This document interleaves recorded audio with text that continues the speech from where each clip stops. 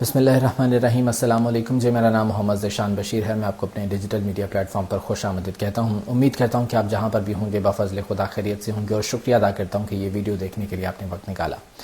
لیں جی، عمران خان صاحب جلد رہا ہونے والے ہیں۔ وہ عید اپنے گھر پر سیلیبریٹ کریں گے، یہ دعویٰ کیا گیا ہے۔ کس نے یہ دعویٰ کیا ہے، کیوں کیا ہے، اس بارے میں کچھ ڈیٹیلز آپ کے سامنے رکھنی ہے۔ پی ٹی آئی کی کور کمیٹی کا اہم اجلاس ہوا ہے، بہت اہم چیزیں ڈسکس ہوئی ہیں، بہت اہم فیصلے اس میں ہوئے ہیں، وہ آپ کے ساتھ شیئر کروں گا۔ اور سائفر کیس، اس میں بہت اہم ترین ڈیولپمنٹ ہوئی ہے۔ جس تیزی کے ساتھ یہ کیس چلائے گئے تھے، جس تیزی کے ساتھ سزائیں سنائی گئی تھیں سائفر کیس میں، عمران خان صاحب کو، شاہ محمود قریشی صاحب کو سزا سنائی گئی تھی، اس زیادہ تیزی کے ساتھ، اس سے زیادہ سپیڈ کے ساتھ آپ یہ دیکھیں گے کہ یہ کیس ختم ہو جائیں گے، یہ سزائیں کالعدم ہو جائیں گے۔ بیرسٹر سلمان صفدر نے ایسے ٹھوس دلائل دیے ہیں، ایسے سالڈ آرگومنٹس دیے ہیں عدالت میں کہ یہ کیس ہی اڑا کر رکھ دیا انہوں نے، یہاں تک کہ ججز کو خود یہ کہنا پڑ گیا کہ یہ تو سیاسی کیس ہے۔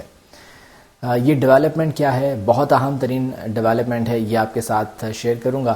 اور فیض حمید صاحب کے بھائی، جنرل ریٹائرڈ فیض حمید صاحب کے بھائی، انہیں گرفتار کر لیا گیا ہے۔ یہ کیا سین ہے، کیا چکر ہے، اس بارے میں کچھ چیزیں ہیں وہ آپ کے ساتھ شیئر کرنی ہیں۔ گفتگو کا آغاز کرتے ہیں جی۔ گزارش کروں گا کہ چینل کو سبسکرائب کر لیجئے اگر ابھی تک آپ نے سبسکرائب نہیں کیا ہے، اور گھنٹی کا بٹن آپ نے ضرور دبانا ہے، کیونکہ یہی وہ واحد ایک میڈیم ہے جس سے آپ کا اور میرا رابطہ بنا رہے گا۔ اور اس ویڈیو کو لائک اور شیئر بھی ضرور کر دیجیے گا۔ اچھا جی، پہلے بات کر لیتے ہیں سائفر کیس کے حوالے سے۔ جس طرح سے یہ کیسز بنائے گئے، عمران خان صاحب پر تقریباً 200 کے قریب کیسز جو ہے وہ بنا دیے گئے، اور تمام کے تمام سیاسی کیسز، اور ایسے بھونڈے قسم کے کیسز کہ اگر ان کو میرٹ پر سنا جائے اور میرٹ پر فیصلے کیے جائیں تو یہ کیسز سارے ختم ہو جائیں، فوری طور پر جو ہے یہ ختم ہو جائیں کیسز۔ سائفر کیس کے ساتھ بھی کچھ ایسا ہی معاملہ ہے۔ سائفر کیس میں سزا تو سنا دی گئی تھی نا عمران خان صاحب کو، اور شاہ محمود قریشی صاحب کو سزا بھی سنا دی گئی ٹرائل کورٹ سے۔ اب اسلام آباد ہائی کورٹ میں چیف جسٹس عامر فاروق صاحب اور جسٹس میاں گل حسن اورنگزیب صاحب اس کی سماعت کر رہے ہیں۔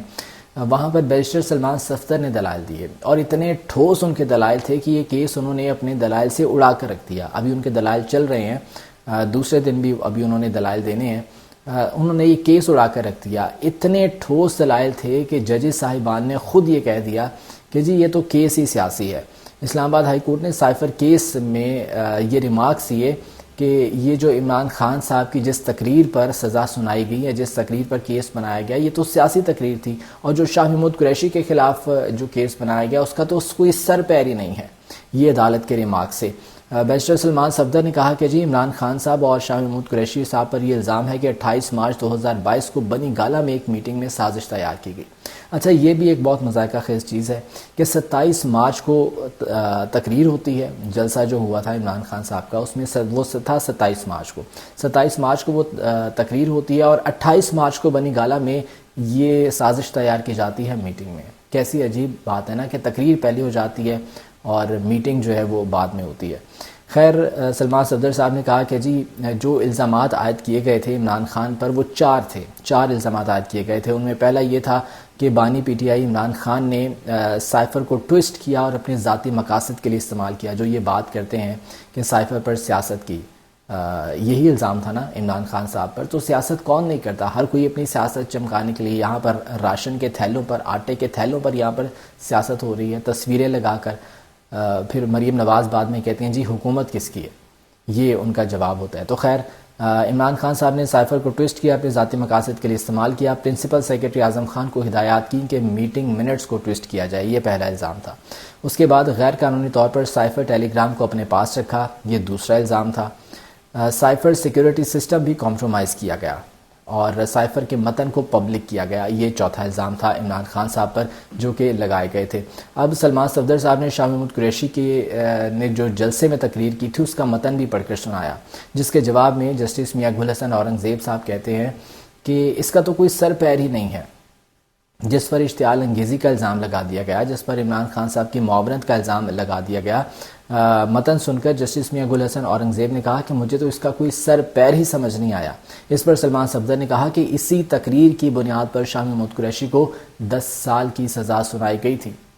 آپ عدالت کے ریمارکس دیکھیں اس موقع پر۔ پھر سلمان صفدر صاحب نے عمران خان صاحب کی تقریر جو ہے وہ عدالت میں پڑھ کر سنائی، اس پر جسٹس میاں گل حسن اورنگزیب کہتے ہیں کہ یہ تو سیاسی تقریر تھی۔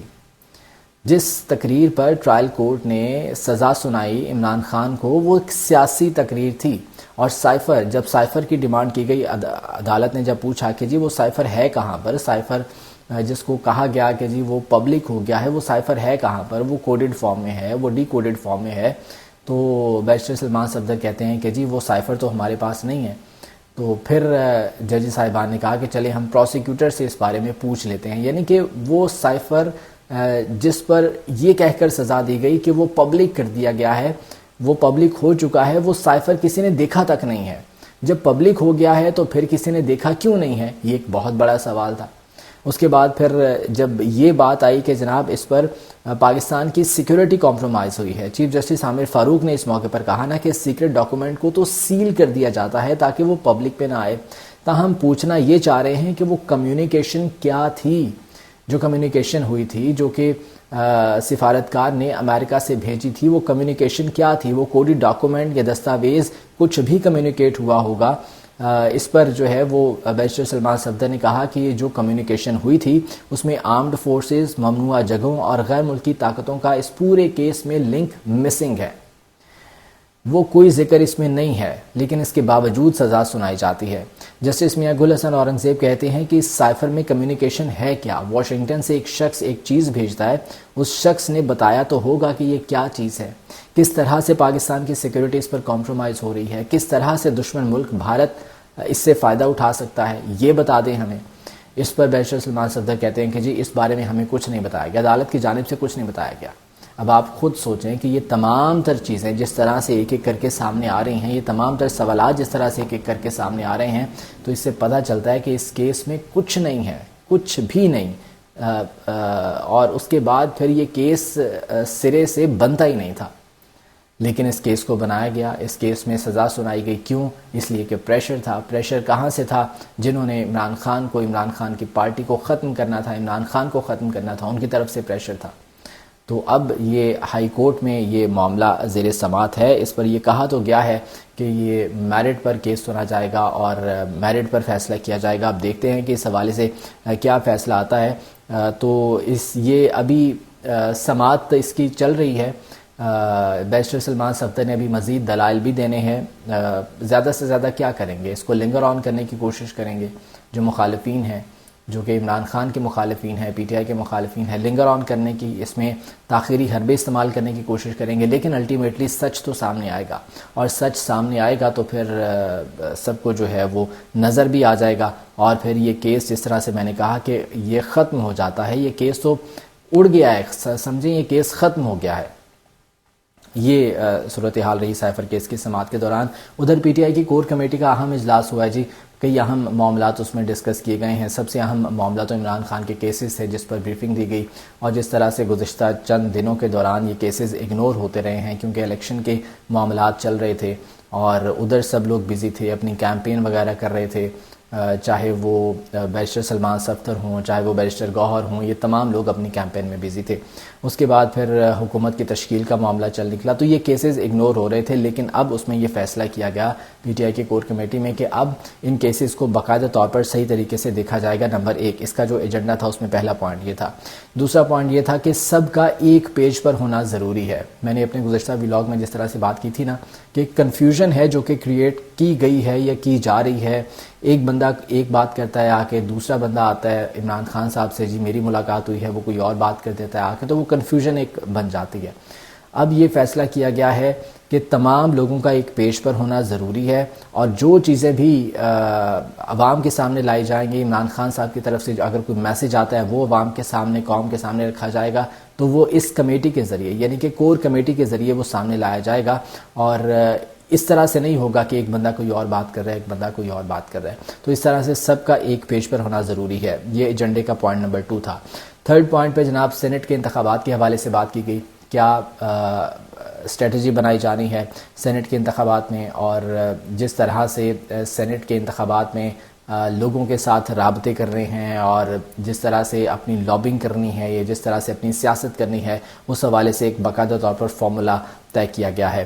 پھر مخصوص نشستوں کا معاملہ اس میں ڈسکس ہوا جی، مخصوص نشستوں کے حوالے سے کہ پشاور ہائی کورٹ کا جو فیصلہ ہے اس پر باقاعدہ طور پر جو ہے اب سپریم کورٹ میں جانا ہے، اس کے ڈیٹیل فیصلے کا انتظار کیا جا رہا ہے، اس کا ڈیٹیل فیصلہ آ جائے گا تو پھر سپریم کورٹ سے رجوع کیا جائے گا۔ ایک بہت امپورٹنٹ چیز جو ہوئی ہے وہ یہ کہ شیر افضل مروت صاحب سے بات کی گئی اور یہ کہا گیا کہ کسی بھی قسم کا وہ کنٹروورشل سٹیٹمنٹ وہ نہیں دیں گے، کوئی متنازع بیان وہ نہیں دیں گے جس سے پارٹی کو شدید نقصان کا سامنا کرنا پڑے۔ اس پر شیر افضل مروت نے جو پہلے ان کے بیانات آتے رہے اس پر انہوں نے اپولوجائز کیا ہے، انہوں نے معذرت کی ہے، اور اس کے بعد پھر جب وہ میڈیا سے بات کرے تھے تو انہوں نے کہا کہ کور کمیٹی نے یہ فیصلہ کیا ہے کہ مرکز صوبوں میں بھرپور احتجاجی تحریک چلائی جائے گی۔ اچھا، یہ بہت امپورٹنٹ فیصلہ ہے کہ احتجاجی تحریک چلانے کا فیصلہ کیا گیا ہے، اور اس سلسلے میں 30 مارچ کو اسلام آباد میں ایک جلسہ بھی ہوگا۔ اب وہ احتجاجی تحریک کس طرح سے چلے گی، وہ احتجاجی تحریک کس طرح سے آگے بڑھے گی، کیونکہ دوبارہ سے کارروائی کا نشانہ بنایا جا سکتا ہے، گرفتاریاں بھی ہو سکتی ہیں، بہت کچھ ہو سکتا ہے، کیونکہ اب تو ایک منتخب حکومت ہے نا، تو کوئی بھی بہانہ بنا کر، سیکیورٹی کا بہانہ بنا کر گرفتاریاں بھی کر سکتی ہے، یہ احتجاجی تحریک نہیں بھی ہونے دی جا سکتی۔ یہ بہت امپورٹنٹ چیز ہے، تو اس بارے میں اب جو باقاعدہ طور پر ایک فارمولہ ہے وہ طے کیا جانا ہے۔ یہ فیصلہ تو ہو گیا کہ احتجاجی تحریک چلے گی اور یہ پرامن احتجاج ہوگا، جس طرح سے عمران خان صاحب نے یہ ہدایت کی کہ پرامن احتجاج کرنا ہے، تو یہ پرامن احتجاج ہوگا، لیکن اس کے بارے میں اب ایک فارمولہ طے ہونا ہے کہ کس طرح سے اس تحریک کو آگے بڑھنا ہے۔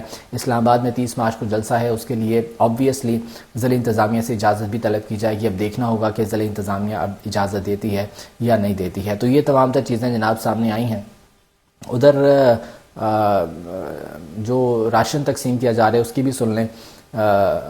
جو لوگوں میں، غریب عوام میں، 65 لاکھ خاندانوں میں جو راشن تقسیم کیا جانا ہے نا، وہ کہا یہ گیا تھا کہ حکومت اپنے پلے سے کر رہی ہے، اپنے پیسے سے کر رہی ہے، لیکن وہ اپنے پیسے سے نہیں کر رہی، وہ میرا اور آپ کا پیسہ ہے، وہ اسی عوام کا پیسہ ہے، اسی پیسے سے جو ہے وہ انہیں راشن تقسیم کیا جا رہا ہے۔ اب ہوا کیا؟ ہوا یہ ہے کہ جی 66 ارب روپے کی بجلی سبسڈی ختم کر کے، 66 ارب روپے کی بجلی کی سبسڈی ختم کر کے وہی پیسہ راشن میں لگایا گیا، اور اسی کا راشن جو ہے وہ اب غریب خاندانوں میں تقسیم کیا جا رہا ہے۔ یعنی کہ جو غریب خاندان وہ راشن لے رہے ہیں اس کا بل انہیں اگلے مہینے دینا پڑے گا بجلی کے بل کی صورت میں۔ یہ جو وہ گروسری ہے نا، وہ اب وہ جو ہے وہ خیرات کے طور پر نہیں وہ لے رہے، وہ حکومت کی طرف سے انہیں کوئی تحفہ نہیں مل رہا، بلکہ اس کا وہ بل پے کریں گے بجلی کے بل کی صورت میں، کیونکہ 66 ارب کی سبسڈی ختم کر دی گئی ہے۔ تو یہ میرے اور آپ کے پیسے ہیں، یہ اسی عوام کے پیسے ہیں جو اس عوام پر لگائے جا رہے ہیں۔ یہ حکومت کوئی اپنے پلے سے یہ پیسے نہیں لے کر آئی ہے جس کا یہ راشن بانٹ رہی ہے۔ اس کو کہتے ہیں کہ ہینگ لگے نہ پھٹکڑی اور رنگ بھی چوکھا آئے، یعنی کہ اپنی مشہوری کر دی، سب کچھ کر دیا، تھیلوں پر میاں نواز شریف کی تصویریں چھپوا دیں، وہ لائنیں لکھوا دیں، اوپر تعریفی کلمات لکھوا دیے، سب کچھ کروا دیا کہ جناب یہ میاں نواز شریف کی حکومت کر رہی ہے، بقول مریم نواز کے۔ یہ حکومت کس کی ہے؟ نواز شریف کی، نواز شریف کی حکومت کر رہی ہے۔